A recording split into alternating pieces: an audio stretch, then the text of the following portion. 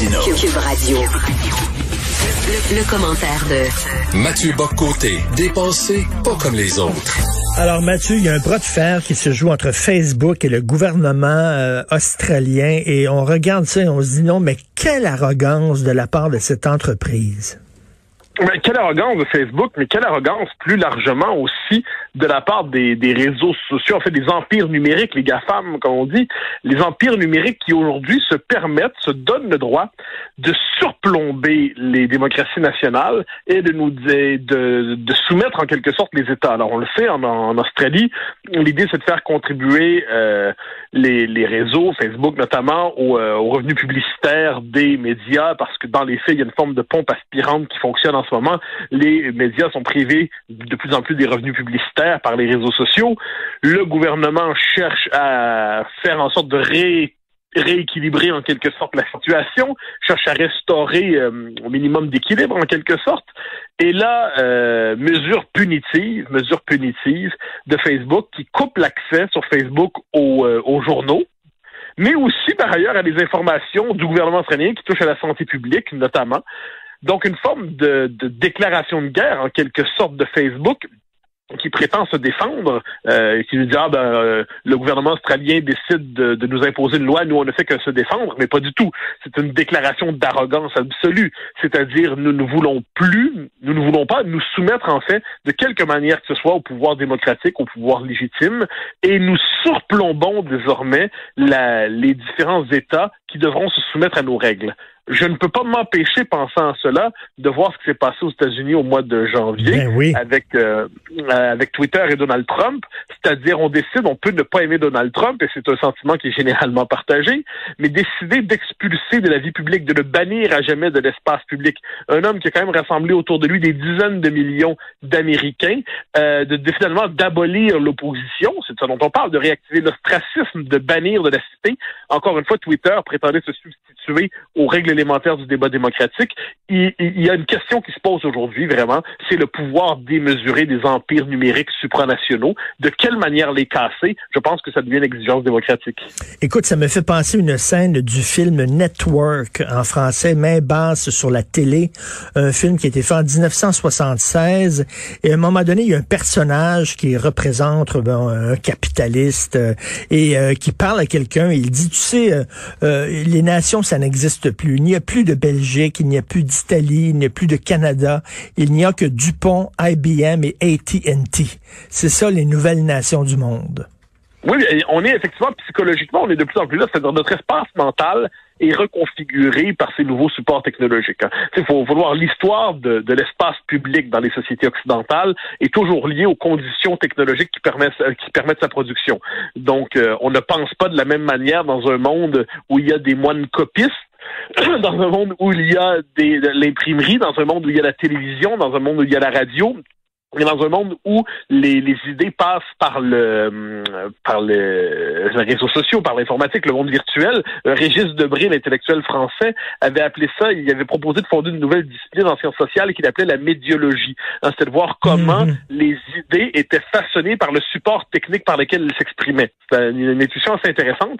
Or, aujourd'hui, ce qu'on voit, c'est que effectivement, ces empires supranationaux premièrement, nous désincarnent, nous déracinent, nous forcent à habiter un monde qui n'est pas exactement notre réalité nationale, nous américanise directement et indirectement, faut bien le dire, nous soumet, on ne doit jamais l'oublier, une forme de stress permanent. Alors, on nous répondra, oui, mais il suffit de quitter les réseaux. Oui, mais c'est plus simple, c'est moins simple que ça. C'est qu'à notre époque, c'est là que se passe le rythme de la société. C'est là qu'on voit comment la société se déploie, bouge et ainsi de suite. Donc, c'est pas aussi simple de s'en affranchir. Et qu'est-ce qu'on voit? C'est que ça soumet nos sociétés à une forme de stress permanent. Nous sommes tous dépendants désormais d'un espace public qui peut, comme je dis, qui est impérial en quelque sorte, et qui décide qu'est-ce qu'on peut dire, qu'est-ce qu'on peut pas dire, qu'est-ce qui doit être banni, qu'est-ce qui doit pas être banni, quels propos sont permis et lesquels ne le sont pas, et puis qui, là, se permet même donc de casser un pays démocratique en le soumettant sur le mode de la manière la plus arrogante qui soit.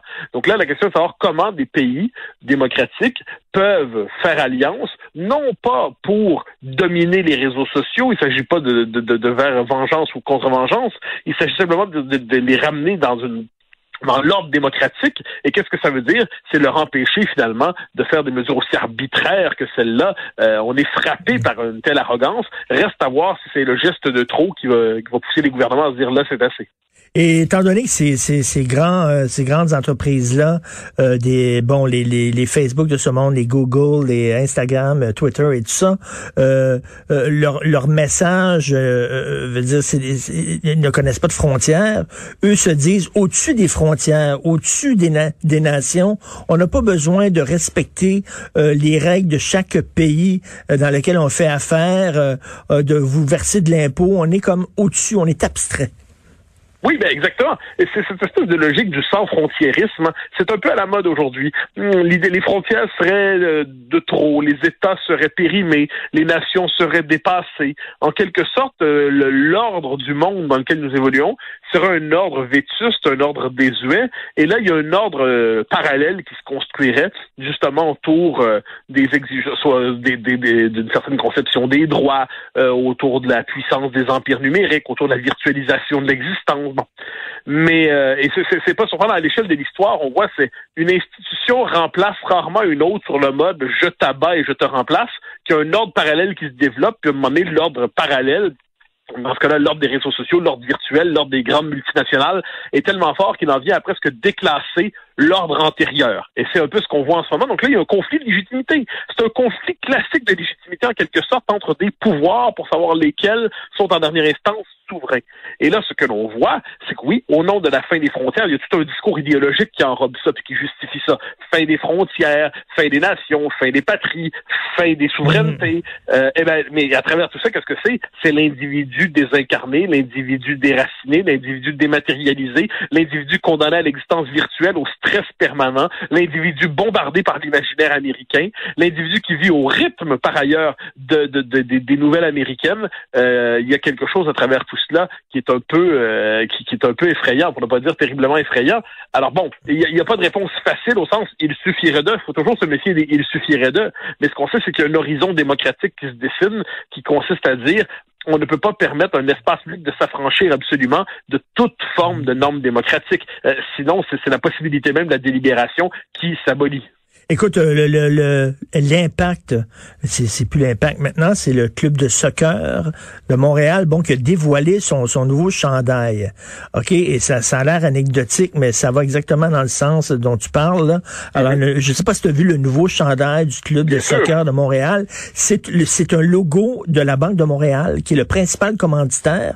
Donc, moi, je me disais, t'es le club de soccer de Montréal. Tu sais, ton logo doit représenter, je sais pas, la ville de Montréal et tout ça. Non, ça représente une entreprise, ton commanditaire, BMO. Les symboles sont là justement pour symboliser quelque chose. Par définition, ils témoignent d'une réalité plus vaste. Et de ce point de vue, l'évolution, ça, Martin le met dans un entretien qu'il m'a accordé sur mon blog du Journal de Montréal, et il y a une réflexion très intéressante là-dessus.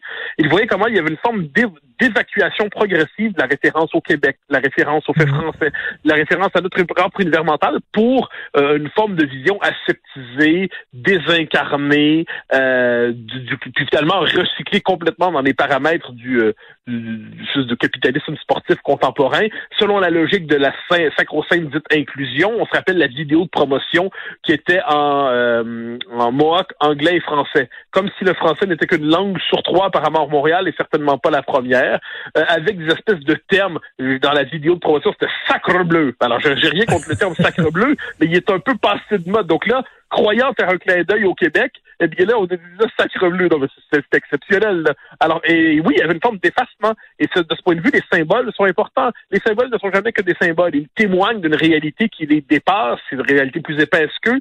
Et là, qu'est-ce qu'on voit? C'est l'effacement progressif de la référence au Québec. Le Québec est de trop. Et bien, encore une fois, c'est le passage d'une référence qui était ancrée dans l'histoire à une référence qui est ancrée justement dans l'univers du capitalisme mondialisé, sportif à prétention inclusive.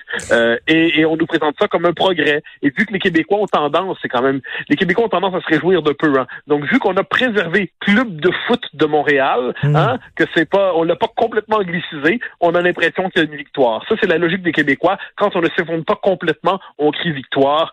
C'est un étrange trait psychologique de notre nation. C'est ça, c'est club de foot et non club de soccer, comme je disais. T'as bien fait de me corriger. Et en terminant, depuis quelques années, on voit ce mouvement-là où on élit des gens d'affaires à la tête de pays en disant, un pays, c'est une business comme un autre. Oui, mais ça, c'est la négation du politique. Ça, c'est quand même fascinant. C'est-à-dire, un homme d'affaires peut devenir un homme politique, il n'y a pas de doute là-dessus, mais il doit connaître une mue. Il doit comprendre que diriger un pays, c'est pas la même chose que diriger une entreprise. François Legault, je vous dirais, est devenu, quoi qu'on pense de la gestion de la pandémie, est devenu un homme politique de talent quand il a cessé de croire à certains égards que le Québec, c'est vraiment une plus grosse entreprise qui fallait gérer selon les codes du privé. Quand il a compris que la politique, c'était pas une prolongation de la gestion par d'autres moyens. Quand il a compris ça, il y a une forme de mue qui s'est opérée chez lui. Et ça, je pense que il faut en revenir à cette idée que la politique, ce n'est pas simplement l'extension du domaine privé, c'est autre chose, ça relève des passions collectives, du collectif lui-même, ça ne se réduit pas à l'économie, ça ne se réduit pas à la gestion, mais ça, donc, un homme d'affaires peut devenir un politique, peut devenir un grand politique, il n'y a pas de doute là-dessus, mais encore doit-il le devenir, et ça, mais c'est une mue qui est plus difficile à opérer qu'on le pense. Et c'est ça, un pays, ce n'est pas seulement qu'une business. Merci beaucoup, Mathieu, on se reparle demain, bonne journée. Le commentaire de Mathieu Bock-Côté, dépensé pas comme les autres. Alors, on va parler de Pierre Elliott Trudeau avec Mathieu. Mathieu, ça me permet d'utiliser un truc que j'ai acheté chez Dollarama. OK, avec des effets spéciaux super cheap. Ça m'a coûté $1. Donc, si tu permets, je vais l'utiliser. Donc, nous allons parler de Pierre Elliott Trudeau.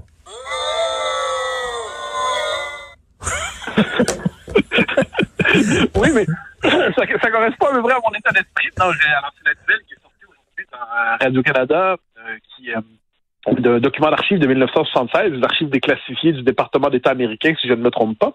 Et on apprend que Trudeau, en 1976, après l'arrivée du Parti québécois au pouvoir, les souverainistes, René Lévesque, prennent le pouvoir pour une première fois, Trudeau veut déstabiliser le régime, le gouvernement souverainiste, veut déstabiliser le Québec, veut créer les conditions pour que les Québécois redoutent l'indépendance. La meilleure manière de faire ça, c'est de créer de l'instabilité économique. Donc, que souhaite-t-il faire? Il souhaite provoquer lui-même l'instabilité économique. Il souhaite augmenter les taux de chômage de 10 à 15 à 20 pour créer une situation de détresse économique.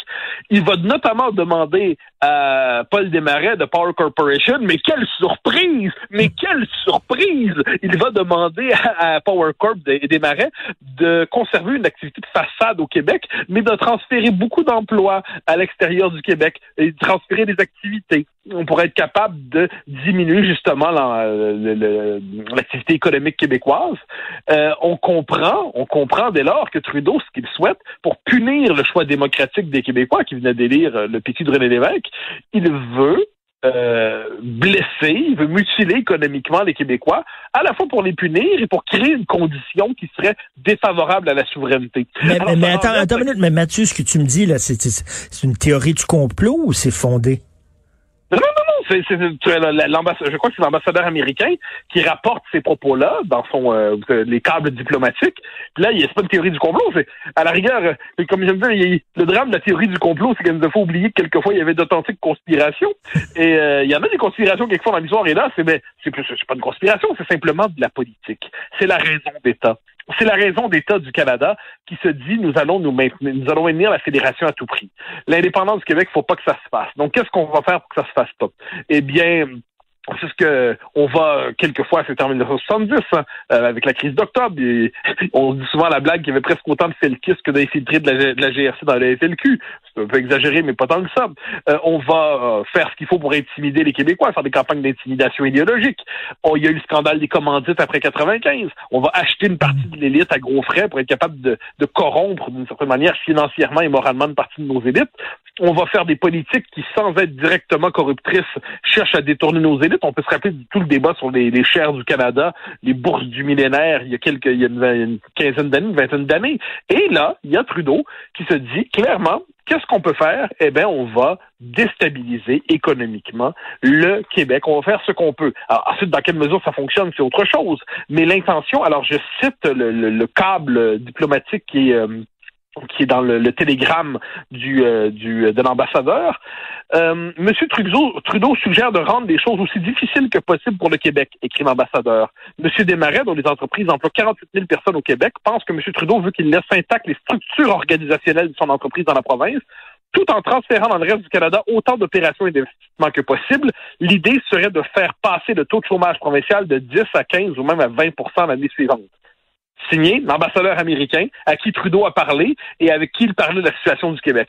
Alors là, comment devant tout cela ne pas se dire, lisant cet article qui est quand même assez frappant, comment ne pas se dire tout simplement ce que nous savions de toute manière, c'est que Pierre Elliott Trudeau était un traître à son peuple. Pierre Elliott Trudeau avait déjà qualifié les Québécois de dégueulasses petit peuple de maîtres chanteurs. Pendant les accords du Lac-Meach, il disait qu'il fallait pas donner la société distincte aux Québécois parce qu'on pourrait décider d'organiser la déportation ethnique des anglophones. Il considérait que les Québécois laissés à eux-mêmes n'étaient pas faits pour la démocratie. On avait besoin du Canada comme cadre civilisateur pour cela, pour être capable de nous démocratiser de l'extérieur. Eh bien, on constate qu'il était prêt aussi à faire souffrir son peuple économiquement pour être capable de maintenir à tout prix le lien fédéral. Alors, dans tout cela, moi, je me dis, les souverainistes, c'est pas qu'ils sont paranoïaques. Les souverainistes sont pas assez méfiants. Depuis 50 ans, les Québécois ont cru qu'ils débattaient démocratiquement entre eux de leur avenir politique. Il y avait des souverainistes, les fédéralistes, les autonomistes. Puis ils ont juste oublié que devant eux, il y avait un État, la raison d'État canadien, de l'État canadien qui décide de faire tout ce qu'il faut pour être capable de casser la démocratie québécoise. On a eu la loi Sévin ensuite sur un autre registre, mais donc on va dire mettre sous tutelle la démocratie québécoise. Donc on pourrait dire que le Canada est prêt à utiliser tous les moyens, légaux ou illégaux, démocratique ou non, éthique ou non, pour être capable de casser le mouvement nationaliste québécois. C'est assez frappant quand même. Deux exemples dont on se souvient, le coup de la Brinks en 1980, je crois, pour lors du premier référendum. Le coup de la Brinks. En 95, on a ouvert les vannes de l'immigration pour que beaucoup de gens aient la citoyenneté pour pouvoir voter au référendum, là. Ah ben oui, non, mais ça c'est l'autre chose. Benoît Corbeil, je crois, j'espère que c'est pas de la mauvaise personne de mémoire, l'avait dit, M. Parizeau, disait-il, avait eu raison. Je pense qu'il avait dit ça au moment de la commission Gomery. C'est-à-dire que le fédéral avait utilisé l'immigration massive, clairement, dans l'idée de créer une minorité de blocage. Ça, c'est une vieille histoire au Canada, c'est pas nouveau. Hein. Je cite René Lévesque en 70 là-dessus, qui dit qu'au Canada, il y a 2 ministères de l'immigration. Un à Ottawa pour nous noyer et un à Québec pour enregistrer la noyade. Hein. René Lévesque, là. C'est pas un type d'extrême droite qui dit ça, c'est René Lévesque. Eh bien, le fédéral a toujours utilisé, d'une manière ou de l'autre, les politiques d'immigration pour être capable de diminuer le poids des francophones au Québec. Et il l'a fait en 95 pour être capable de constituer une minorité de blocage. Et il a continué de le faire ensuite pour verrouiller démographiquement l'avenir du Québec. Alors, ça ne veut pas dire que le Canada, c'est simplement un grand, méchant, terrifiant. Ça veut simplement dire que nous sommes devant un État normal qui fait ce qu'il faut pour se conserver, se maintenir, en utilisant tous les moyens pour cela, devant des Québécois bien naïfs qui s'imaginent qu'ils débattent entre eux démocratiquement. Et là, tu parlais de M. Desmarais. On le savait depuis longtemps que la presse n'était pas rentable, que ça ne fonctionnait pas et qu'il gardait la presse à flot. Pourquoi? Seulement à des fins de propagande fédéraliste. C'était ça, M. Oui, mais la rumeur veut, j'ai pas la citation exacte en tête parce que ça me vient à l'esprit maintenant, mais je crois qu'il avait dit qu'il avait acheté la presse pour être capable, pour éviter qu'elle ne devienne séparatiste, hein, pour conserver une emprise sur l'opinion. C'est toujours intéressant de voir d'ailleurs que la presse, même quand elle n'appartient plus au Desmarais, a parmi son catéchisme le fédéralisme. C'est très intéressant, ça. C'est à se demander pourquoi. Ça m'intrigue. Peut-être parce qu'ils y croient vraiment, c'est possible aussi. Hein. Mais peut-être pas, je sais pas. Mais quoi qu'il en soit, c'est assez intéressant de voir que au Québec, le mouvement national, le nationaliste québécois, est pris dans le Québec, en fait, est dans un dispositif de pouvoir qui s'appelle le régime canadien, qui a des relais économiques, qui a une classe économique qui collabore avec le régime canadien. Il y a une partie des élites francophones qui, en échange, c'est l'espèce de pacte étrange du Canada, en échange d'un morceau de pouvoir personnel et d'une prospérité matérielle, et à Ottawa, ou à tout le moins dans le régime au Québec, eh bien, en échange, leur travail, c'est de faire accepter aux Québécois leur propre subordination dans l'ensemble canadien, en présentant ça comme une subordination rentable. C'est tout un dispositif de pouvoir qu'il nous faut être capable de nommer. Et je crois que devant ce qu'on apprend aujourd'hui, Justin Trudeau devrait à tout le moins en dire quelque chose. Pour l'instant, il se fait discret. Je suis curieux de savoir ce qu'en pense François Legault. François Legault, cette nouvelle-là, c'est pas seulement commenter l'actualité historique, que pense-t-il de ça? Comment réagit-il devant cela? Je serais curieux de savoir ce que pense le Parti libéral du Québec. Qu'est-ce qu'il pense de ça? Le Parti québécois, on s'en doute, il sera bien d'entendre un discours indépendantiste sur tout cela. Je pense que donc on a besoin d'un moment de... ça nous rappelle que l'histoire, c'est pas juste du passé. L'histoire, ça nous permet quelquefois de jeter un regard lucide sur le présent, et la question qu'on peut se poser, que reste-t-il de tout cela dans le présent? Se pourrait-il que de telles manœuvres ne soient pas disparues complètement? Se pourrait-il que d'une manière ou de l'autre, quand il y a le temps de casser le Québec, Ottawa manque pas d'imagination, et que nous, on en manque un peu. Et c'est très bon. Et je te disais tantôt, en terminant, là, je te disais, est-ce que c'est la théorie du complot? Et Karl Marchand, ici, qui est recherchiste, me rappelait cette phrase-là. Il dit, même les paranoïaques, parfois, ont raison. Oui, même les paranoïaques ont des ennemis, et dans les circonstances, je crois que le Québec en a un, il s'appelait Pierre-Éliott Trudeau. Rappelons-nous que c'est un homme qui détestait son propre peuple et qui voulait le piétiner. Ben écoute, voici ce que dit mon gadget sur ta chronique. Voilà. Merci beaucoup. Bye bye. Merci Mathieu Bock-Côté. Bonne journée. Le commentaire de Mathieu Bock-Côté, dépensé pas comme les autres. Mathieu, pas trop déçu que Claude Julien. Non, c'est pas vrai. Écoute, on va parler des 10 ans de la CAQ. Non, mais je vais te dire qu'à mon avis, c'était Pat Burns ou Jean Perron, le coach du Canadien. Donc, Et moi, je pensais que Ken Dryden jouait encore. Donc, tu vois. Et Robert Bourassa est premier ministre. Mais ça, c'est pas complètement faux. Donc, les 10 ans de la CAQ, qu'est-ce que t'en penses? Ben, c'est intéressant, c'est-à-dire à l'échelle de l'histoire du Québec, c'est un schéma qui revient souvent, c'est-à-dire autant le Parti rouge demeure le même, c'est le Parti libéral, autant que le Parti bleu connaît presque toujours un cycle générationnel. Donc il y a eu l'Union nationale, il y a eu le Parti québécois, et là, il y a la CAQ, qui est arrivé comme un parti qui s'est construit sur le constat d'une impasse. Hein, c'est-à-dire, il y a 10 ans, Legault et d'autres se sont dit, l'indépendance, c'est bien beau, mais on n'est pas à la veille de l'obtenir, et à toujours courir après un fantasme, il finit par se retourner contre nous. Donc, on doit avoir une autre manière de faire avancer le Québec. Qu'est-ce qu'on fait? On va faire une alliance de fédéralistes et d'ex-souverainistes, des souverainistes qui croyaient plus que l'indépendance était possible, donc François Legault et d'autres. Et ils ont créé la CAQ, et à quelques moments, ça a failli avorter. Faut pas l'oublier, la CAQ, aujourd'hui, ça triomphe, mais pendant quelques temps, ça a avorté. Mais la CAQ a été portée par une tendance lourde qui était celle, justement, du détournement des Québécois de la question nationale. Mais la CAQ a tâtonné, il faut pas l'oublier, assez souvent chercher des raisons d'être. Si on faisait l'histoire des raisons d'être de la CAQ, il y en a eu beaucoup. Et la CAQ a réussi à remplacer le PQ au moment où elle a compris que les Québécois n'étaient pas partis pour passer du bleu au rouge, mais voulaient passer d'une nuance de bleu à une autre. Puis s'ils étaient prêts à tourner la page de l'indépendantisme, ils voulaient pas tourner la page du nationalisme. Puis c'est quand la CAQ a réussi à s'approprier la question identitaire que Mario Dumont et l'ADQ avaient été capables de s'approprier en 2007-2008, c'est quand la CAQ a été capable de s'emparer de la question identitaire qu'elle a été capable de déclasser le Parti québécois pour de bon. Et quand elle a pris le pouvoir, elle a compris que c'était la force de François Legault qu'elle devait livrer rapidement sur cette question pour être à la hauteur des sentiments investis en elle par l'électorat. Ça nous a donné la loi sur la laïcité dont nous sommes tous reconnaissants, mais sur les autres dossiers nationalistes, langue française, immigration, pouvoir avec le fédéral, on constate que la CAQ est moins vaillante qu'on l'espérait. Pourquoi? Parce que c'est une coalition. Il y a dans la CAQ des souverainistes, à tout le moins qui l'espèrent encore peut-être au fond de leur cœur, et des fédéralistes convaincus. C'est dur de tenir tout ce monde ensemble. Et c'est ça, Mathieu, je sais pas si tu as lu Michel David dans Le Devoir, mais il disait la CAQ, c'est pas un parti. C'est pas un parti, ils n'ont pas vraiment de programme, c'est une coalition, mais c'est pas ce qu'on appelle un parti. Ben, ça, je suis un peu en désaccord, on me le pardonnera, c'est-à-dire, c'est pas un parti de militants, il n'y a pas de doute là-dessus. Mais c'est quand même, à un moment donné, ça correspond à un courant qui existe vraiment au Québec. Hein. On pourrait appeler ça le nationalisme autonomiste de centre-droit.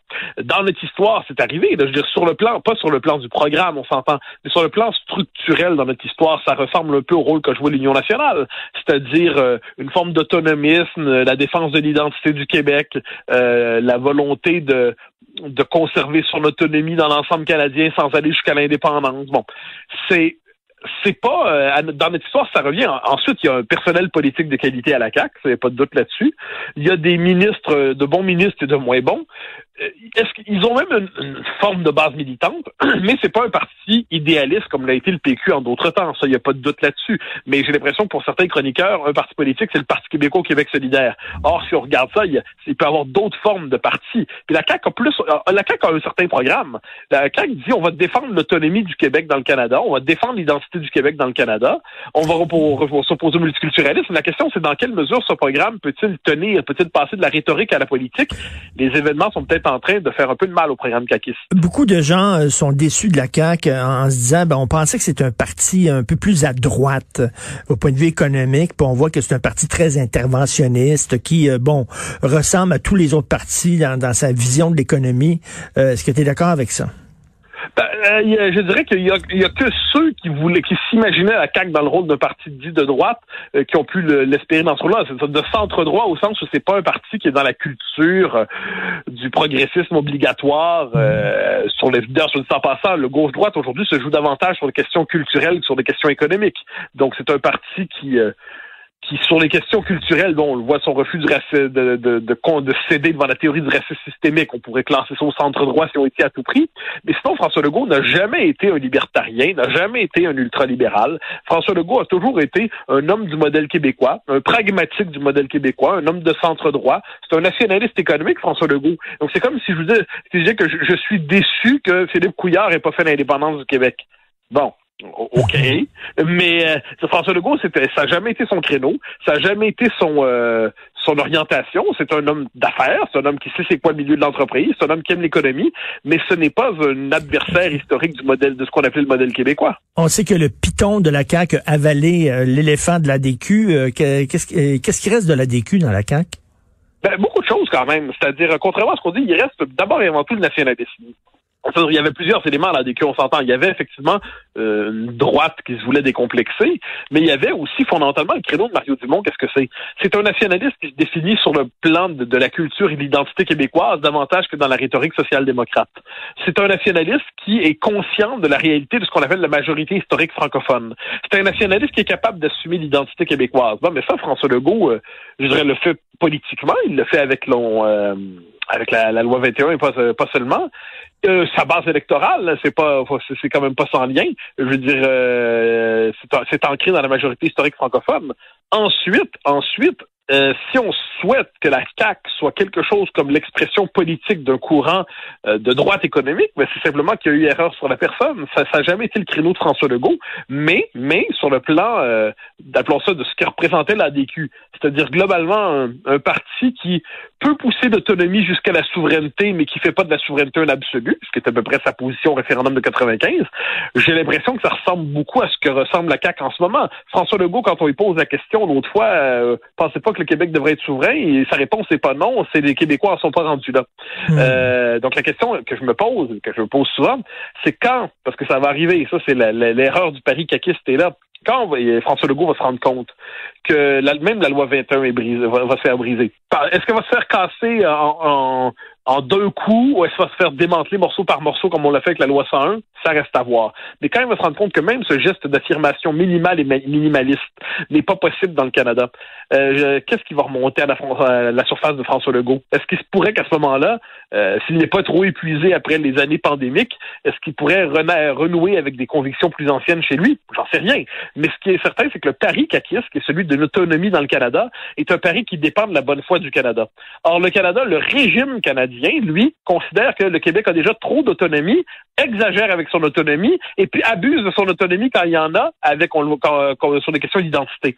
Donc moi, je pense que c'est la complexité du pari caquiste. Mais comment tenir ensemble dans le même parti Simon-Jolin Barrette, des attachés politiques qui viennent clairement du Parti québécois, puis de l'autre côté, des ministres affairistes fédéralistes pour qui le nationalisme québécois, c'est toujours un peu indécent. François Legault, il parvient avec une personnalité forte. Mais le jour où imaginons que François Legault ne soit plus là comme chef, je ne vois pas comment tenir ensemble ce parti sans l'autorité de François Legault. Donc, de ce point de vue, la question, pas maintenant, François Legault disait récemment que dans 10 ans, il verrait peut-être même encore là. On verra. Mais ce qui est certain, c'est que si la CAQ s'est pas développé une identité plus forte comme parti au-delà du chef qui incarne sa doctrine, eh ben là, il y aura des tout à fait. Mais moi, je pense que les gens s'associent à François Legault, pas nécessairement à la CAQ. François, c'est plus des legaultistes, tiens, que des caquistes, les Québécois. Merci d'ailleurs. J'invite les gens à lire ton texte d'aujourd'hui. Le titre est assez clair, là. Trudeau, le traître. Un excellent titre, excellent texte. Merci beaucoup, Mathieu. On se reparle demain. Le commentaire de Mathieu Bock-Côté, dépassé pas comme les autres. Alors, Mathieu Benoît Charette, qui a été nommé ministre responsable de la lutte contre le racisme, et tantôt, en tout début d'émission, à 8h, je disais, je sais pas si tu vas être d'accord avec moi, je disais, est-ce qu'on va avoir besoin d'un ministre responsable de la lutte contre l'intimidation, un ministre responsable de la lutte contre l'agisme, un ministre responsable de la lutte contre la violence conjugale? Je sais pas, je me demande, est-ce qu'on a déjà la Charte des droits, on a déjà un système de justice? Qu'est-ce que tu en penses? Ah, mais je suis d'accord, hein, c'est-à-dire nul ne doute un seul instant que le racisme soit absolument condamnable. Je pense qu'au Québec, là-dessus, on ne trouve pas de gens sauf dans les marges les plus toxiques, pour dire le contraire. Mais qu'est-ce qui est à l'origine de cette nomination? Faut jamais l'oublier. C'est un geste par ailleurs atroce, odieux, qui s'est passé à Minneapolis en mai 2020, donc c'est arrivé à George Floyd avec Derek Chauvin, on le sait, pendant 8 minutes 46 secondes, je crois, et qu'il l'étouffe. Bon, ça se passe à Minneapolis. Ça provoque une flambée de colère aux États-Unis. À cause de l'américanisation des mentalités aujourd'hui à travers le monde occidental, eh bien, il y a une forme d'effet mimétique où les manifestations ont lieu aussi ici et où sont traduits la condition des minorités, entre guillemets, ici, dans les mêmes termes que que la condition des Noirs américains. Et au terme de cela, 6 ou 8 mois plus tard, parce que le gouvernement du Québec est sous une forme de campagne de harcèlement médiatique pour toujours se plier à la théorie du racisme systémique, eh bien, pour répondre à ce contexte engendré par un événement américain, le gouvernement du Québec nomme un ministre de la lutte contre le racisme. Alors, encore une fois, l'idée, c'est pas qu'il faut pas lutter contre le racisme, bien sûr que non, évidemment qu'il faut lutter contre le racisme, mais une fois que c'est dit, voyons à tout le moins que la nomination de ce ministre est un effet immédiat d'un événement américain qui a été projeté ici par une espèce d'effet d'imitation culturelle et médiatique. Autre élément là-dedans, donc imaginons par ailleurs qu'il faille le nommer. Hein, imaginons qu'il faille le nommer. Eh bien, ce qui m'a fasciné, c'est 2 choses. Premièrement, dès qu'il est nommé, on lui dit d'accord, mais quelle est votre définition du racisme? C'est une bonne question. Il met de côté la question du racisme systémique. Bon, donc, il va nous proposer sa propre définition de la chose, mais qu'importe, Dominique Anglade nous dit hier à la télévision, Rima El Khoury nous dit dans la presse, que tant qu'on se convertit pas à la théorie du racisme systémique, eh bien, on demeure dans l'inachèvement théorique. Hein. On est incapable de nommer le problème. Donc, le véritable enjeu serait là. Dernier point, c'est un homme blanc. Un homme blanc, c'est louche quand même. Là, il est un peu sauvé parce que c'est un homme blanc qui est en couple avec une femme d'origine haïtienne. Oui. Donc là, c'est un homme blanc moins pire. Bon. Mais là, on est quand même dans une logique. Je veux dire, moi, personnellement, l'idée de trier les gens selon leurs amours, je veux dire, cet homme pourrait être avec une Québécoise de souche de Dolbeau, ou il peut être avec une femme d'origine haïtienne, ou peut être avec une Asiatique. Je m'en fiche, ça ne dit rien sur son degré en tant que tel d'ouverture intellectuelle à telle ou telle question.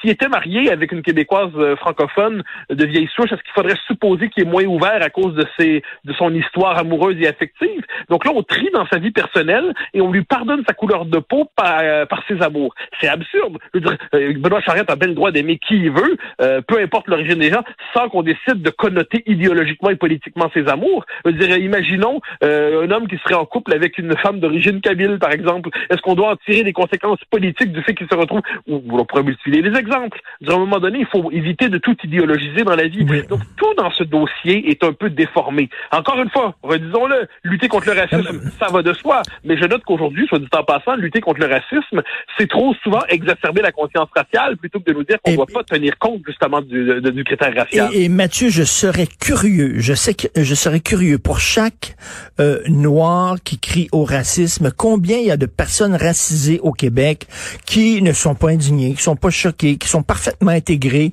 qui n'ont pas été victimes de racisme, qui ont une bonne job, qui ont un bel appartement, qui vivent leur vie en tant que Québécois à 100%.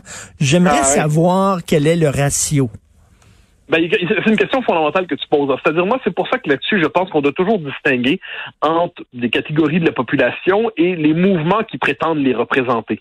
Alors ça, c'est des mouvements qui prétendent construire politiquement la conscience raciale comme critère légitime de regroupement social. Moi, je trouve ça assez... je pense que c'est inquiétant, puis il faut là-dessus se rappeler, parce que j'en suis convaincu, que la grande majorité ne rêve pas de conscience raciale, mais d'intégration nationale. Et puis par ailleurs, il faut se rappeler tout, pardonne-moi, que aucun groupe, quoi qu'en pense, la théorie du racisme systémique consiste à nous dire qu'il y a que les Blancs qui peuvent être racistes parce qu'ils profiteraient d'une structure sociale et raciale construite à leur avantage. Donc, ils trafiquent la définition du racisme pour en arriver à une conclusion que blanc égale racisme et racisme égale blanc.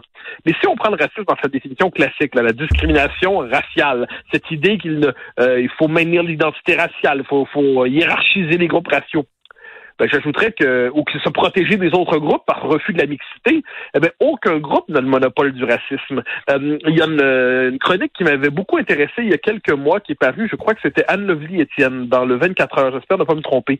Très bonne chronique où elle se racontait que à l'intérieur de la communauté, elle était elle-même d'origine haïtienne, elle racontait qu'à l'intérieur même de la communauté haïtienne, disait-elle, ou la communauté noire, quelquefois, on va accuser les Noirs qui sortent avec des Blancs d'être des biscuits Oreo, c'est-à-dire noir à l'extérieur, blanc à l'intérieur, puis c'est presque une forme de trahison raciale, nous disait-elle. Moi, j'étais surpris quand j'ai lu ça, franchement.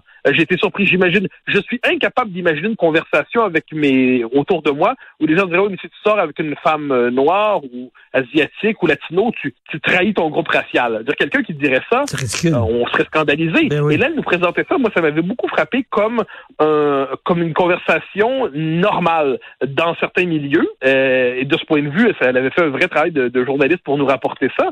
Elle le faisait avec beaucoup d'empathie parce qu'elle-même est en couple, nous disait-elle dans ce texte-là, avec un homme qu'elle disait un Italo-Canadien, je crois. Mais imagine-t-on, mais ça pour moi, la discrimination raciale, sur le mode de dire que quelqu'un sort avec quelqu'un d'un autre groupe racial, c'est de la trahison raciale.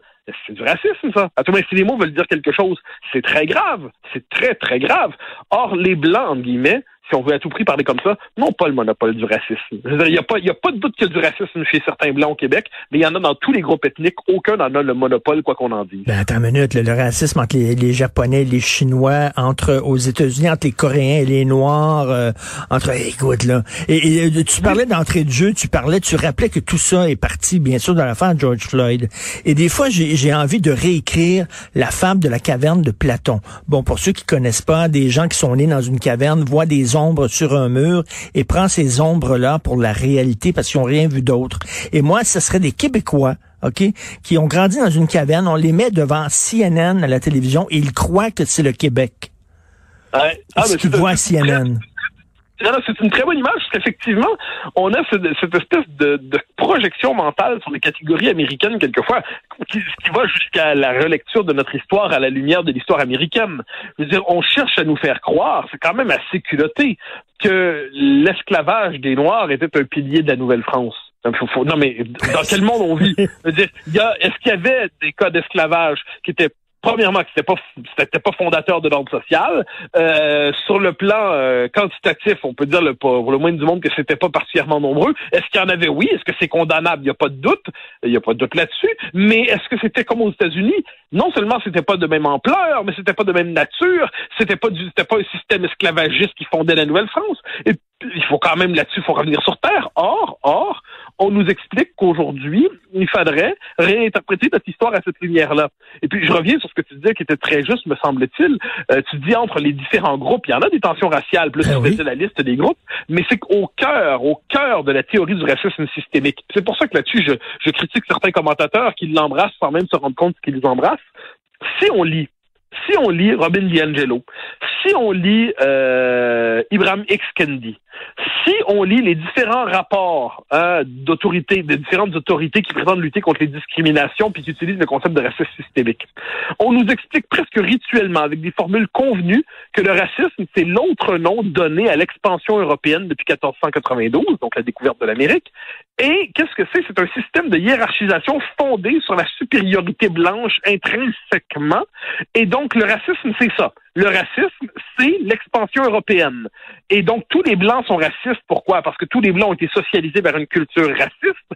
et même si elle n'en est pas toujours consciente, et le racisme est nécessairement blanc parce que c'est une structure de pouvoir à l'avantage des Blancs.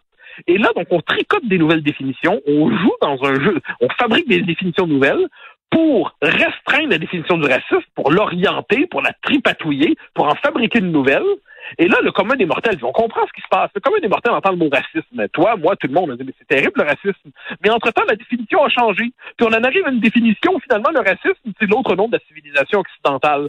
C'est l'autre, tout comme on fait que le mot avec suprématie blanche. La suprématie blanche, c'est le Ku Klux Klan, c'est quand même grave, c'est odieux, c'est abject. Mais là, on va nous dire aujourd'hui que la vraie suprématie blanche, c'est l'universalisme. Hein, c'est la volonté de ne pas voir des couleurs. Ce qui fait, je me permets de le citer à nouveau, Ibram X. Kendi, le théoricien de l'antiracisme à la mode aujourd'hui aux États-Unis, qui nous dit que la vraie lutte contre l'antiracisme, c'est pas contre la alt-right qui rêve d'un ethno-État blanc aux États-Unis, c'est contre les universalistes qui prétendent ne pas tenir compte de la couleur dans la définition de la société. Le vrai combat contre le racisme, c'est pas contre les cagoules du Ku Klux Klan, c'est contre ceux qui refusent de centrer la société sur le phénomène racial.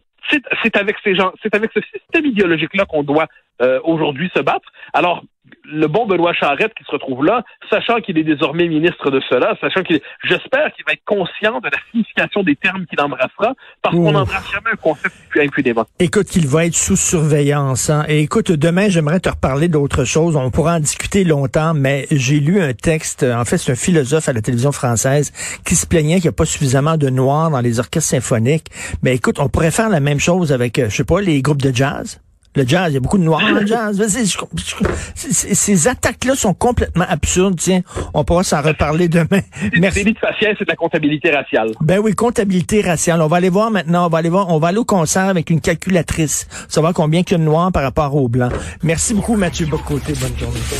Le commentaire de Mathieu Bock-Côté. Dépensé pas comme les autres.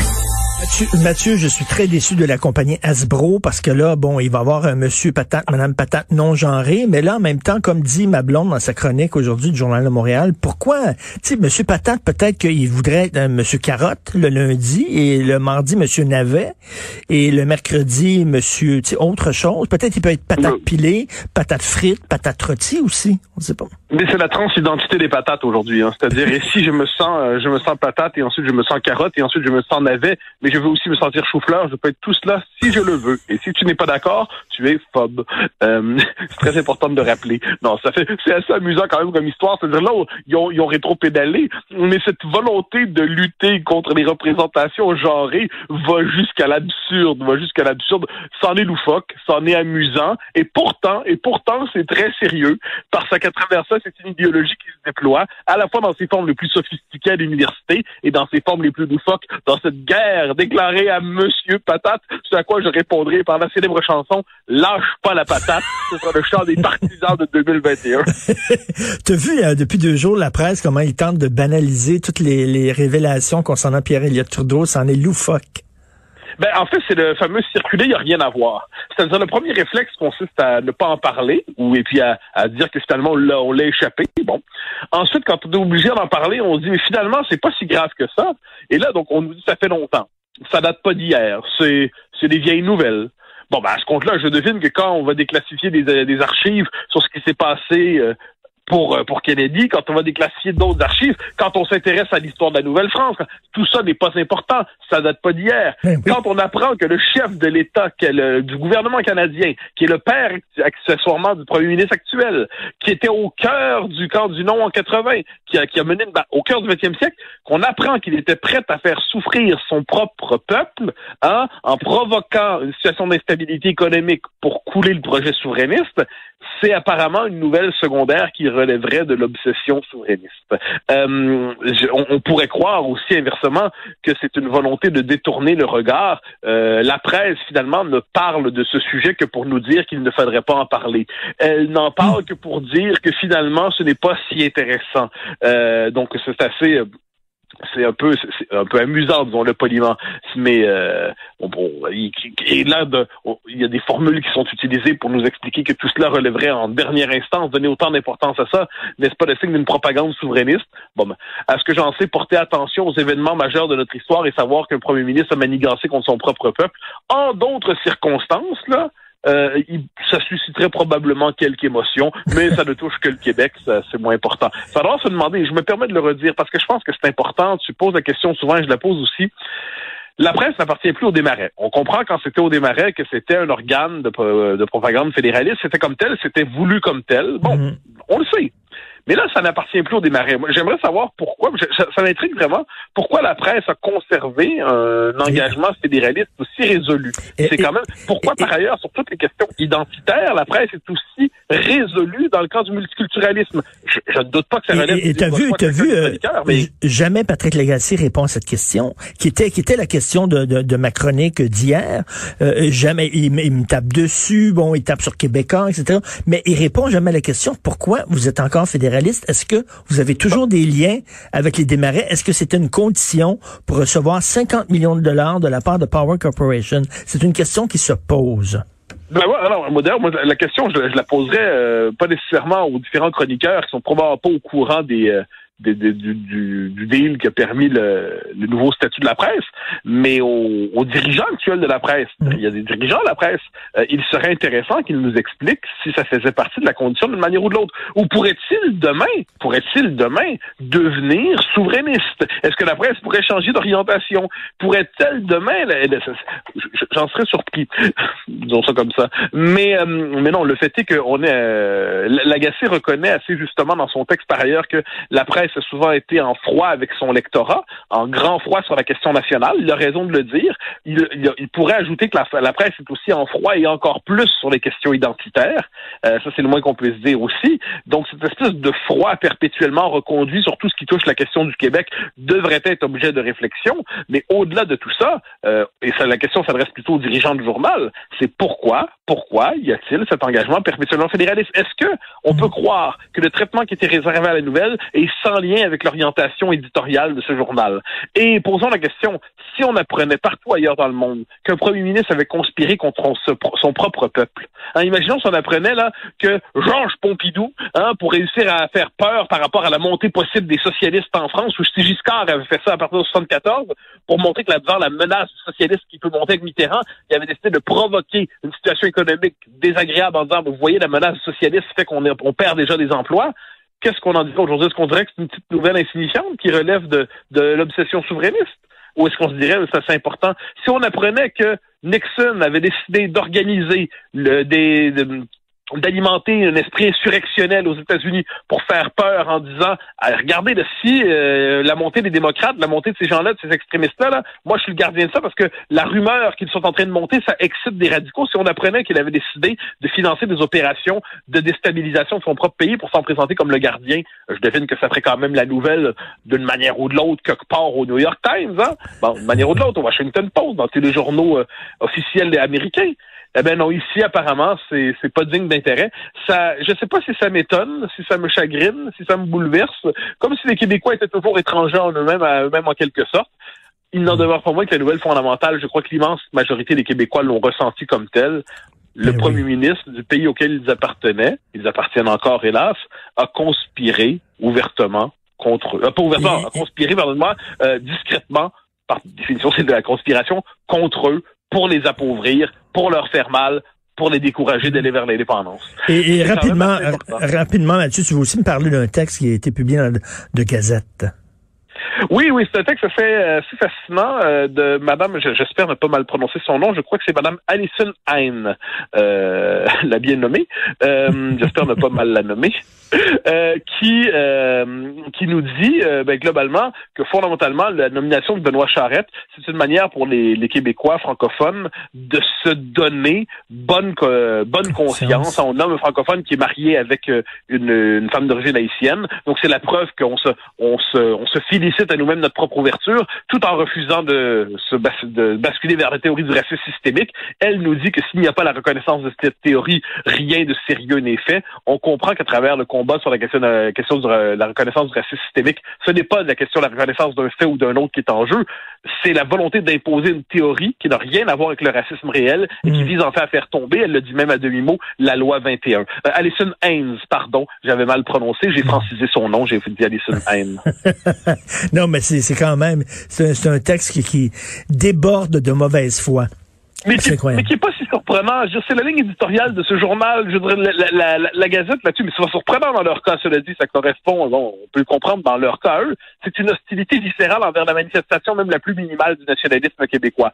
C'est un journal qui s'est toujours distingué par une forme de diabolisation du nationalisme québécois, qui le poursuit. Et là, dès qu'on ne se plie pas exactement à son agenda, eh bien, on bascule inévitablement dans la haine, le suprémacisme, le nationalisme ethnique et compagnie. On connaît, mais c'est quand même fascinant que ça soit publié comme tel. On a l'impression que ces gens-là vivent quelque part dans un pays autoritaire, presque totalitaire, sous le signe d'une ethnocratie. On appelle ça un monde parallèle. Tout à fait. Merci beaucoup et on se laisse sur ta chanson préférée. Tiens, Mathieu, merci, bon week-end. Salut. Bye bye. Hey, lâche pas la patate, mon aigle. Lâche pas la patate. Une chose qui est claire, je fais mon affaire, mais je lâche pas la patate.